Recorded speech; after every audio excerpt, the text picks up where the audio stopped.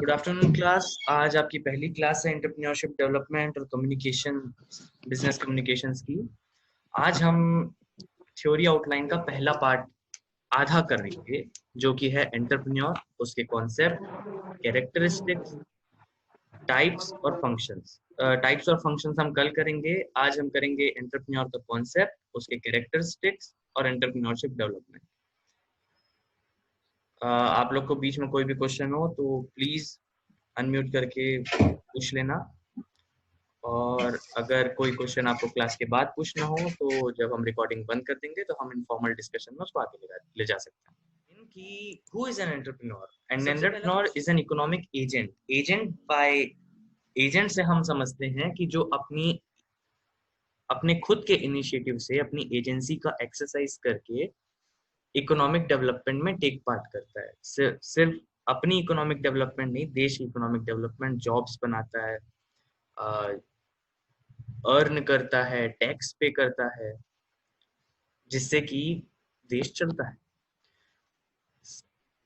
वो एंटरप्रेन्योर एक ऐसा पर्सन होता है जो अपना खुद का कुछ स्टार्ट करे using his knowledge, skills, initiative and motivation. Entrepreneur economic development का बहुत इंटीग्रल पार्ट होता है, बिकॉज बेसिकली देश को चलने के लिए पैसे चाहिए, पैसे देने के लिए टैक्स पेयर्स चाहिए, और टैक्स पेयर्स अच्छे वही होते हैं जो बिना किसी की हेल्प के खुद कमा रहे हैं। जैसा कि आजकल हम आत्मनिर्भर भारत बोल रहे हैं, तो हम चाहते हैं कि ज्यादा से ज्यादा एंटरप्रेन्योर डेवलप हों। और जब हमने ईज ऑफ बिजनेस इंडेक्स निकाला था तो हमने उसको एंटरप्रेन्योर पे निकाला था कि अगर आज कल में हमें कोई बिजनेस डालना है तो क्या हम उसको आसानी से डाल सकते हैं। एंटरप्रेन्योर इम्पैक्ट देता है सिर्फ अपने लिए नहीं, सोसाइटी के लिए, कम्युनिटी के लिए। जैसे जब वो जॉब क्रिएट करता है तो वो दूसरों को कमाने का मौका देता है, पर वो खुद का जो उसका इंटरनल मोटिवेशन रहता है वो प्रॉफिट रहता है। कोई भी एल्ट्रुइस्टिक नहीं होता है, मतलब कोई भी बस इम्पैक्ट के लिए काम नहीं करता है, सब प्रॉफिट के लिए काम करता है। और प्रॉफिट के लिए काम करना बुरा नहीं है। डेफिनेशन ऑफ एंटरप्रेन्योर, हम पहले इटाइमोलॉजी समझते हैं। एंटरप्रेन्योर एक फ्रेंच वर्ड से आया है, जिसको अगर आप ब्रेक डाउन करेंगे तो वो बनेगा आंत्रेप्रांद्रे। आंत्रेप्रांद्रे का मतलब है समवन हु अंडरटेक। अंडरटेक मतलब जो आरंभ करता है, ऐसा कोई पर्सन जो किसी चीज को आरंभ करे। जर्मन में इसको बोलते हैं अंटरनेमन, which is which means to do something, to do anything. 16वीं शताब्दी में जब फ्रेंच में जो लोग मिलिट्री को लीड करते थे उनको एंटरप्रेन्योर बोलते थे, क्योंकि वो एक पूरी टुकड़ी का, एक सेना का पार्ट उठा रहे हैं, अंडरटेक कर रहे हैं उस पूरी सेना को। 18वीं शताब्दी में रिचर्ड कैंटिलॉन नाम के इकोनॉमिस्ट थे, जिन्होंने एंटरप्रेन्योर की जो डेफिनेशन थी उसको और बड़ा कर दिया, ब्रॉड कर दिया, और बेसिकली बिजनेसेस को टर्म देने लगे। तीन मेजर व्यूज हैं डेफिनेशन में एंटरप्रेन्योर के। हम एंटरप्रेन्योर को तीन लेंस से समझते हैं। पहला लेंस है रिस्क बियरर। रिचर्ड कैंटिलॉन ने जब डिफाइन किया 18वीं शताब्दी में कि एंटरप्रेन्योर कौन है, तो उन्होंने कहा कि वो एक ऐसा पर्सन है जो प्रोडक्शन के फैक्टर्स खरीदता है किसी एक प्राइस में, उनको कंबाइन करता है किसी एक ऑर्डर में, और उनको सेल करता है एक अनसर्टेन प्राइस के लिए। इस तरीके से देखा जाए तो फार्मर भी एक एंटरप्रेन्योर है, क्योंकि वो बीज खरीद रहा है, इनपुट्स खरीद रहा है, उनको कंबाइन कर रहा है किसी फॉर्म में, एक प्रोडक्ट बना रहा है, और उसको नहीं पता कि उसकी प्रोडक्ट की फाइनल प्राइस क्या होगी। अनसर्टेन रहता है हमेशा वो प्राइस। तो इसीलिए रिचर्ड कैंटिलॉन की जो डेफिनेशन है, हम उसको रिस्क बियरिंग डेफिनेशन बोलते हैं, क्योंकि वो बोल रहा है कि एंटरप्रेन्योर सिर्फ वही है जो फ्यूचर की अनसर्टेनिटी का रिस्क बेयर कर सके। रिस्क और अनसर्टेनिटी में एक बेसिक डिफरेंस है। रिस्क को आप मिटिगेट कर सकते हैं, रिस्क को आप कैलकुलेट कर सकते हैं।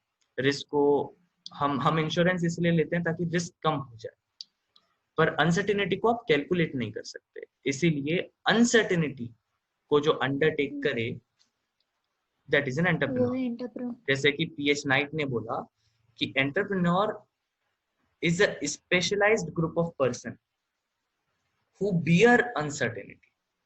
बहुत सिंपली तरीके से जो risk bearing definition Richard Cantillon की थी, उसको बहुत सिंपल वे में पुट करते हुए नाइट ने बोला कि ऐसे लोगों का ग्रुप या ऐसा कोई पर्सन जो फ्यूचर की अनसर्टेनिटी को बियर करता है आज। दूसरा जो लेंस है वो है ऑर्गेनाइजर का लेंस। जे बैप्टिस्ट करके एक इंटेलेक्चुअल थे रिचर्ड कैंटिलॉन के बाद, उन्होंने एंटरप्रेन्योर की एक दूसरी डेफिनेशन दी। बहुत ज्यादा डिफरेंस नहीं, पर वो बेसिकली फोकस कर रहे हैं ऑर्गेनाइजिंग सेंस एंटरप्रेन्योर का। वो बोल रहे हैं कि एंटरप्रेन्योर एक ऐसा आदमी है जो किसी का लैंड लेता है, जो किसी का लेबर लेता है और किसी और का कैपिटल लेता है और एक प्रोडक्ट बनाता है। इस प्रोडक्ट को वो मार्केट में बेचता है और जो उसको पैसे मिलते हैं बेचने के बाद, उससे वो कैपिटल का इंटरेस्ट पे करता है, लैंड का रेंट पे करता है और लेबर को वेजेस देता है, और जो भी बच जाता है वो उसका प्रॉफिट है।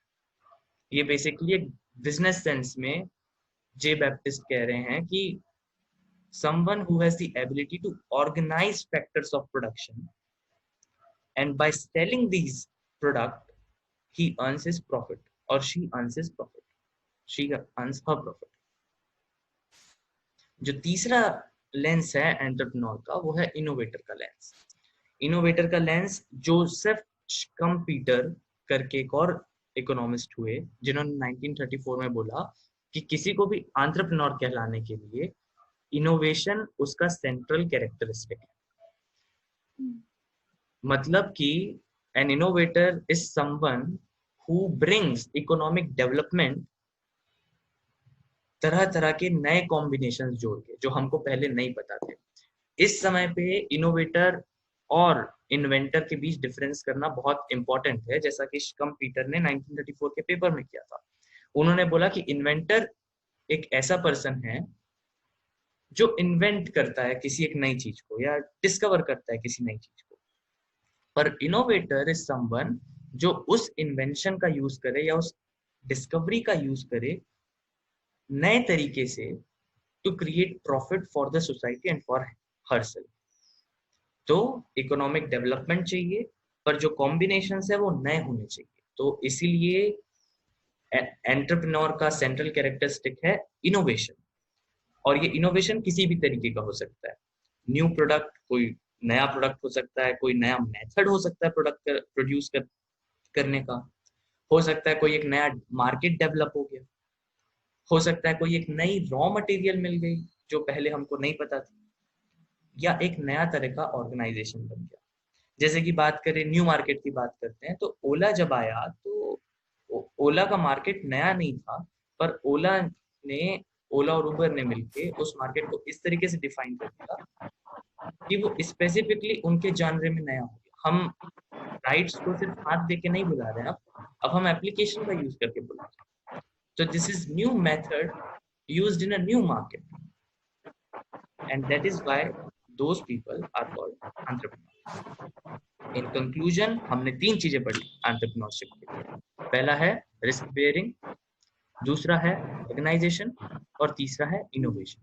अब हम इन तीनों को मिलाएंगे तो हमको एक बेसिक डेफिनेशन मिल जाएगी, और इसी तरीके से अगर कभी एग्जाम में लिखता है, एग्जाम में पूछता है, तो आप लिख सकते हैं कि entrepreneur is a person who bears risk and uncertainty of the future, unites factors of production, tries to create something new by exploiting perceived opportunities today in order to evoke demand, create wealth and employment।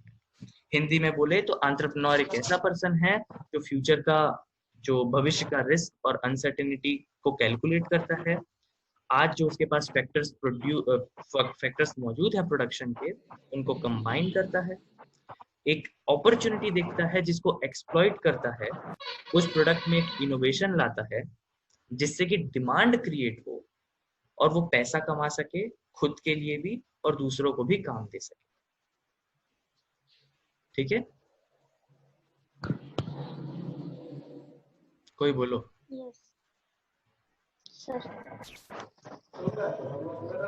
Sir एक बार sir फिर से sir Hindi वाला एक बार बोलो ना sir. ठीक है, हिंदी में थोड़ा सा।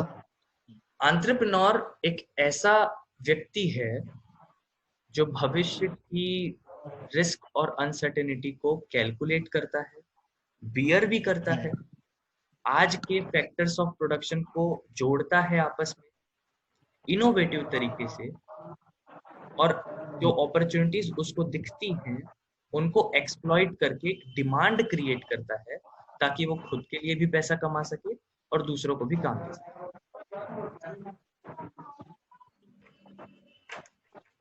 ठीक है, यस सर। अब हम आएंगे अपने सेकंड कॉन्सेप्ट पे। दूसरा कॉन्सेप्ट है एंटरप्रेन्योरशिप का। एंटरप्रेन्योर और एंटरप्रेन्योरशिप को कई सालों तक लोग सिनोनिम की तरह यूज करते रहे, और एंटरप्रेन्योरशिप को डिफाइन करना थोड़ा सा कठिन काम है, पर वो कॉन्सेप्चुअली डिफरेंट टर्म्स है। जैसे कि एंटरप्रेन्योर एक व्यक्ति है, जबकि एंटरप्रेन्योरशिप एक प्रोसेस है। तो कोल कोल क्या कहते हैं, कोल बोलते हैं कि एंटरप्रेन्योरशिप किसी भी तरह की ऐसी एक्टिविटी है जिससे इंडिविजुअल या ग्रुप एसोसिएटेड इंडिविजुअल का कोई एक नया चीज आरंभ करते हैं, इनिशिएट करते हैं, मेंटेन करते हैं, प्रॉफिट को एग्रीगेट करते हैं और प्रोडक्शन और डिस्ट्रीब्यूशन चेन में आ जाते हैं किसी भी गुड्स और सर्विसेज के। आर्थर जे कोल ने क्या बोला? आर्थर जे कोल ने बोला कि एंटरप्रेन्योरशिप एक प्रोसेस है जिससे कि एक इंडिविजुअल या ग्रुप ऑफ इंडिविजुअल कोई नया बिजनेस इनिशिएट करते हैं, मेंटेन करते हैं, प्रॉफिट को एग्रीगेट करते हैं और इकोनॉमिक गुड और सर्विसेज के प्रोडक्शन और डिस्ट्रीब्यूशन चेन से जुड़ जाते हैं। हिगिंस ने कहा कि एंटरप्रेन्योरशिप एक फंक्शन है। किस चीज का फंक्शन? कि इन्वेस्टमेंट देखो, प्रोडक्शन अपॉर्चुनिटीज देखो, एंटरप्राइज को ऑर्गेनाइज करो, नया प्रोडक्शन करो, कैपिटल रेस करो, लेबर लाओ, सप्लाई लाओ रॉ मटेरियल का, नई जगह ढूंढो, नए रिसोर्सेज ढूंढो और डे टू डे मैनेज करो किसी भी एंटरप्राइज को। तो इससे हम क्या समझ रहे हैं? इससे बेसिकली हमें ये समझ आ रहा है कि एंटरप्रेन्योर एक पर्सन है जो स्टैब्लिश करता है किसी एंटरप्राइज को, और इस प्रोसेस को बोलते हैं एंटरप्रेन्योरशिप। फिर से, एंटरप्रेन्योर एक व्यक्ति है जो किसी एक एंटरप्राइज को स्टैब्लिश कर रहा है। एंटरप्राइज कुछ भी हो सकता है, वो वर्चुअल हो सकता है, वो कोई ऑफिस स्पेस हो सकता है, पर वो कुछ नया है जो अभी तक मार्केट में नहीं है, जिसकी डिमांड तुम क्रिएट कर सकते हो। और इस प्रोसेस को, जिस प्रोसेस से वो किसी एंटरप्राइज को स्टैब्लिश करता है, इस प्रोसेस को बोलते हैं एंटरप्रेन्योरशिप। सर हम्म सर तो जैसे एंटरप्रेन्योर है, वो जो भी करता है वो ही एंटरप्रेन्योरशिप कहलाएगा ना? हाँ, जो भी करता है एंटरप्राइज को स्टैब्लिश करने की। हाँ। अच्छा, हाँ, मतलब अपने घर में जो कर रहा है वो एंटरप्रेन्योरशिप नहीं है। नहीं नहीं, मतलब एंटरप्रेन्योर जो करेगा वो एंटरप्रेन्योरशिप है, मतलब चाहे वो जो एंटरप्राइज रिसोर्सेज के लिए कर रहा हो, प्लान कर रहा हो, या जो भी है वो हाँ, जितना भी तो मतलब आज मेरे को एक जिसके बिजनेस थ्रू आइडिया जाएगा वो आया। एंटरप्रेन्योरशिप है। हाँ, आज मेरे को एक बिजनेस आइडिया आया, मैंने उस हाँ आइडिया को डेवलप किया, एक स्ट्रक्चर्ड फॉर्म में लाया, उसके बाद मैं कैपिटल लेने गया लोगों के पास, मैं किसी के पास से कुछ और रिसोर्सेज लेने गया, मैंने उनको जोड़ के एक नया प्रोडक्ट बनाया जो मार्केट में नहीं था, या मार्केट में था भी तो उस तरीके से नहीं था जिस तरीके से मैं बेचना चाहता हूँ। जैसे कि ऑर्गेनिक बीच में आ गया था, तो ऐसा नहीं है कि मार्केट में वेजिटेबल्स नहीं थी, पर ऑर्गेनिक वेजिटेबल्स की डिमांड बढ़ गई क्योंकि ऑर्गेनिक वेजिटेबल्स मिलने लगे।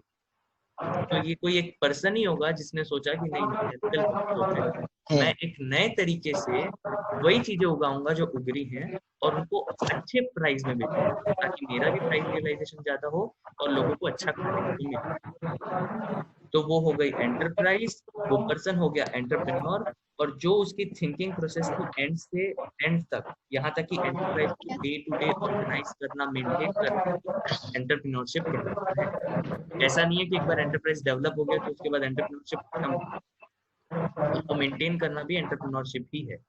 जैसा कि अपने हिगिंस भाई ने बोला, हिगिंस भाई ने बोला कि अपन को डे टू डे ऑपरेशंस पे भी ध्यान रखना है लोगों के।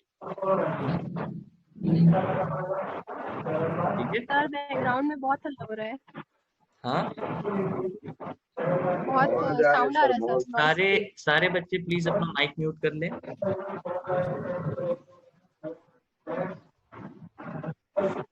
मैं कर सकता हूँ क्या सबका म्यूट? देखना पड़ेगा, शायद कर तो सकता हूँ पर अभी नहीं।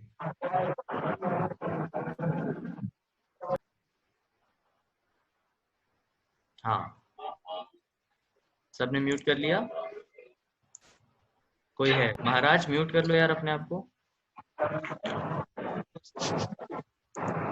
और कौन है? कौन है? सौरभ अपने आप को म्यूट कर लो यार। हाँ, अब वो बैकग्राउंड का नॉइस चला गया। जिसके भी बैकग्राउंड में वो नॉइस है, अगर उसको अनम्यूट करना है तो वो कहीं और जाके अपने आप को अनम्यूट करे प्लीज। तो हम, मेरी आवाज शायद कट गई होगी, मैं एक बार और रिपीट कर देता हूँ कि एंटरप्रेन्योर एक ऐसा पर्सन है जो एंटरप्राइज को स्टैब्लिश करता है।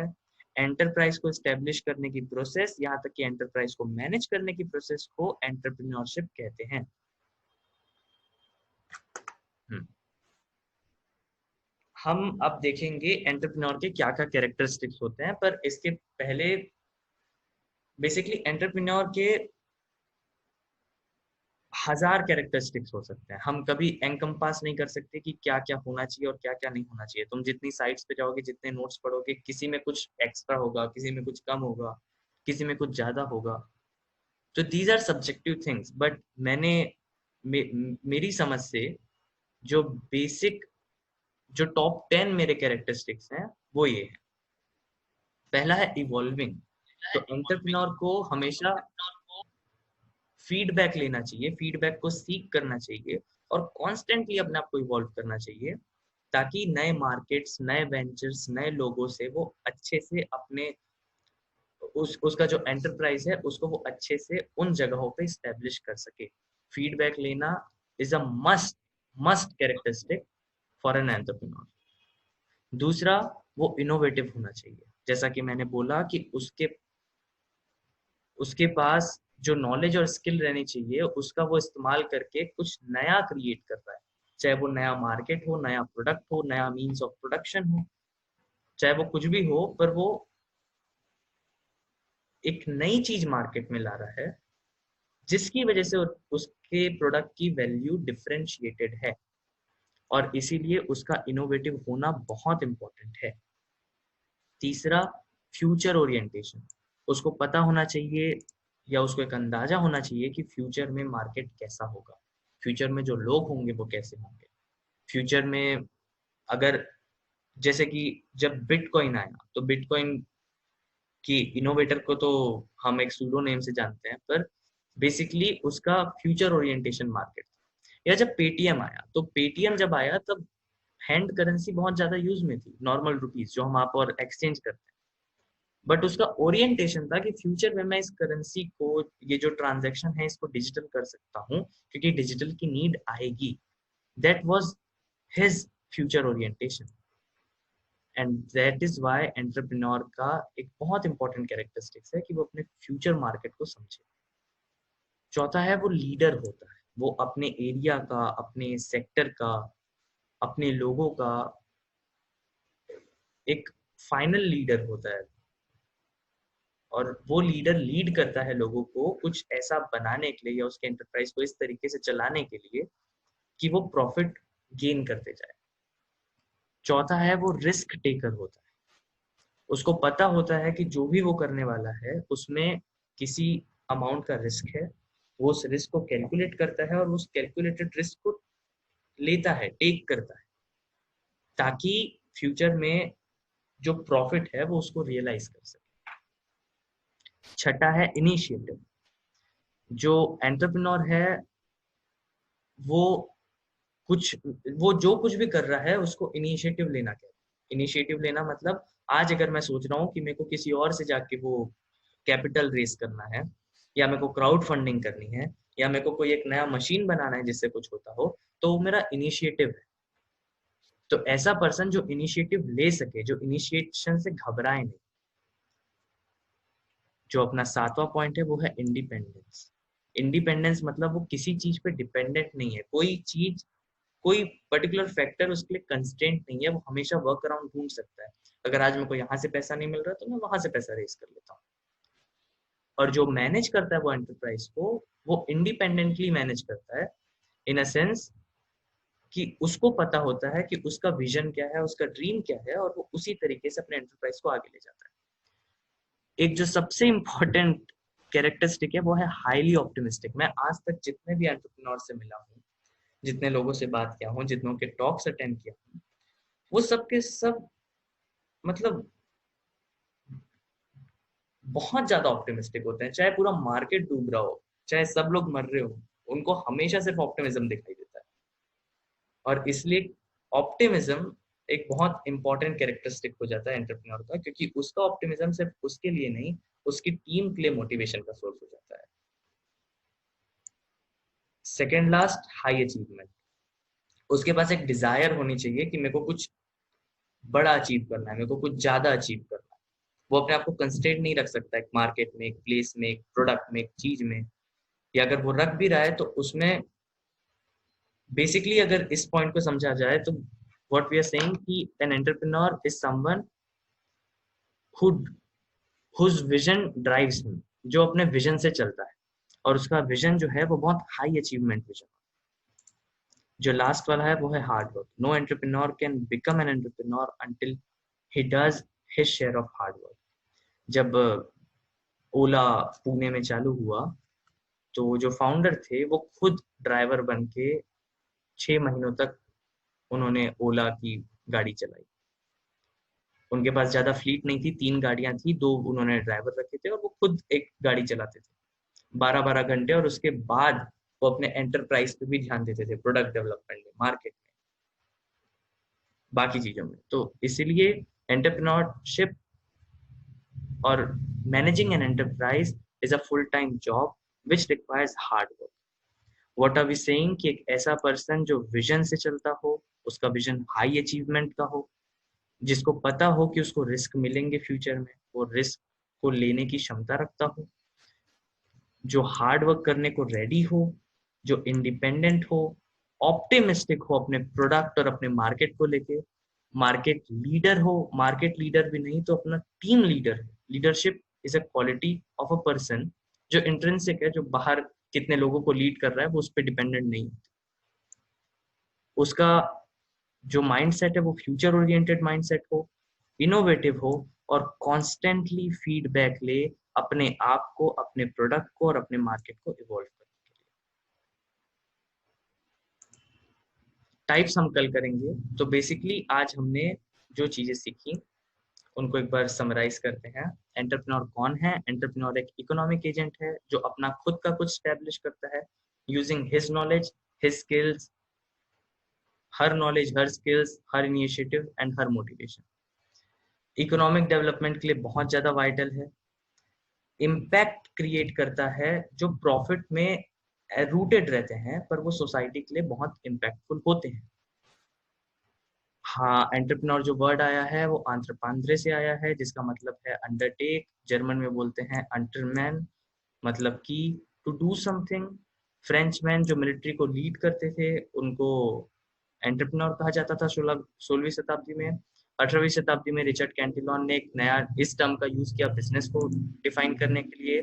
3 व्यूज हैं एंटरप्रेन्योर के जिससे हम अपनी डेफिनेशन बनाएंगे। पहला है रिस्क बेयरिंग, दूसरा है ऑर्गेनाइजिंग और तीसरा है इनोवेशन।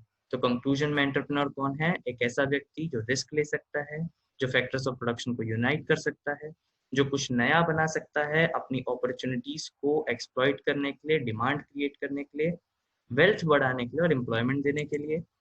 एंटरप्रेन्योरशिप वो प्रोसेस है जिससे एक एंटरप्रेन्योर एक एंटरप्राइज डेवलप करता है और उसको मैनेज करता है। कैरेक्टरिस्टिक्स में हमने देखा कि वो हार्ड वर्किंग होना चाहिए, रिस्क टेकर होना चाहिए, इवॉल्वर होना चाहिए, इनोवेटिव होना चाहिए, जिसका माइंडसेट फ्यूचर ओरिएंटेड हो, विजन हाई अचीवमेंट वाला हो, हाईली ऑप्टिमिस्टिक हो, इनिशिएटिव ले, लीडर हो और अचीव करने की क्षमता रखे। कल हम देखेंगे टाइप्स और फंक्शन। तो आज के लिए मैं यहाँ पे रिकॉर्डिंग बंद कर रहा हूँ and we can take questions offline. Okay.